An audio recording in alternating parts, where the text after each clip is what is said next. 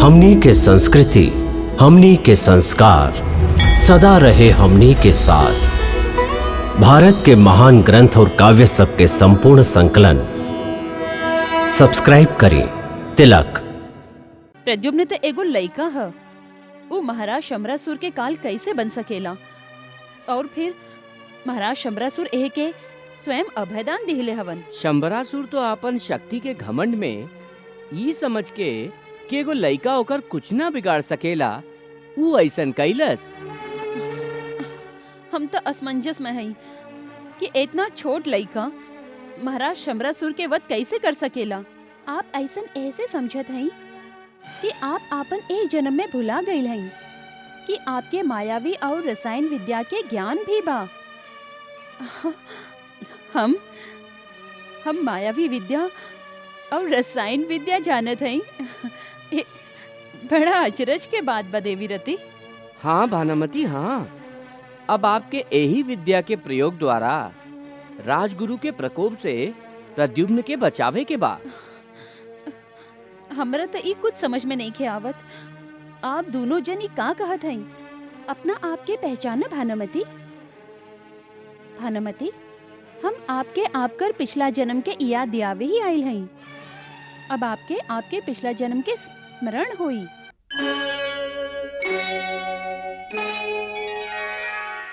आप पिछला जन्म में एगो अप्सरा रही। आपके नाम पद्मिनी रहे। पद्मिनी?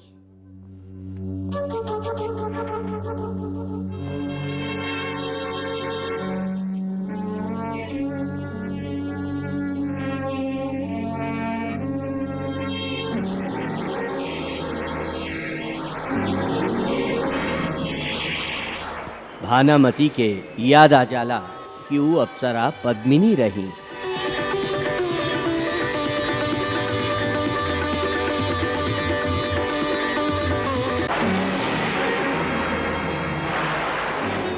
हम तोहार तपस्या से प्रसन्न हैं। काहे खातिर तू हमार आराधना करत रहो? प्रभु, हम मायावी विद्या और रसायन विद्या प्राप्त कइल चाहत हई। भानुमति तपस्या से रसायन तथा मायावी विद्या प्राप्त कैले रही। यही विद्या के परीक्षा करे खातिर भानुमति ओकर दुरुपयोग करके सदानंद ऋषि के लइकन के बढ़कर दिले रही।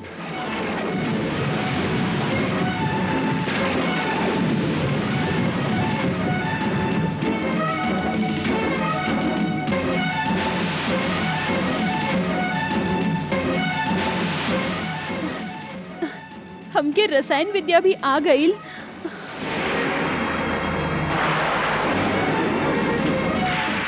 हम इनके बड़ा कैली हैं। हम ई दोनों पर रसायन विद्या के प्रयोग हम कैली।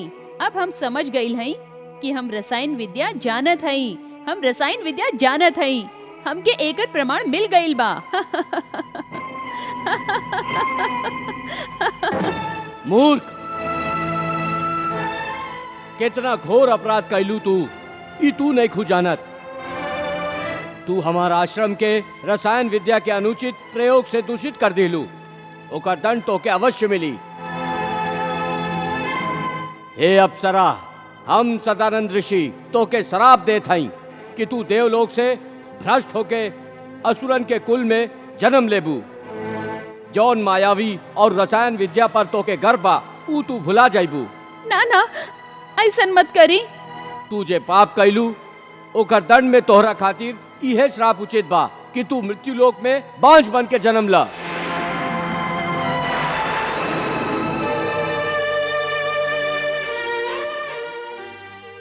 देव ऋषि, हम शापित हई। हाँ, बाकी अभी श्राप समाप्त होके जा रहल बा।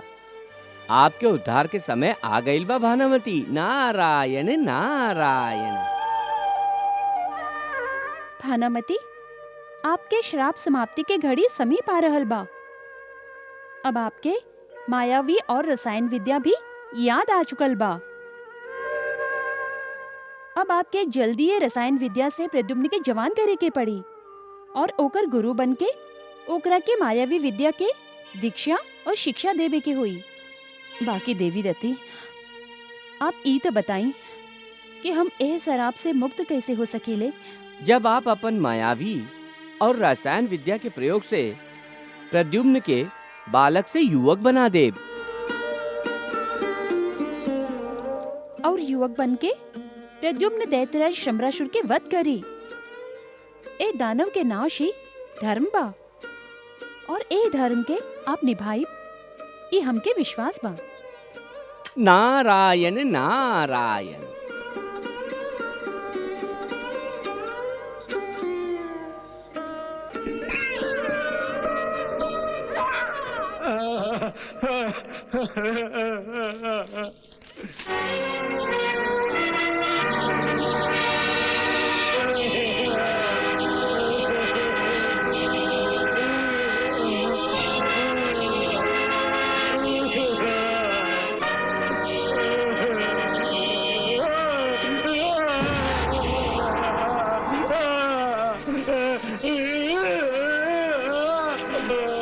उठा भानासुर, उठा।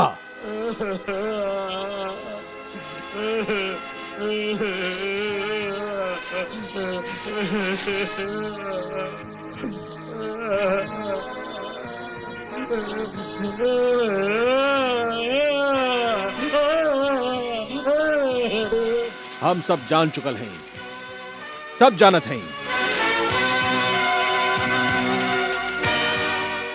महाराज शम्रासुर मूर्खता के प्रदर्शन कर रहल बाड़न। बाकी तू मूर्ख नहीं खा, तो खुद अपना आप के नष्ट कल चाहत बड़ा महाराज शम्रासुर के सुरक्षा खातिर।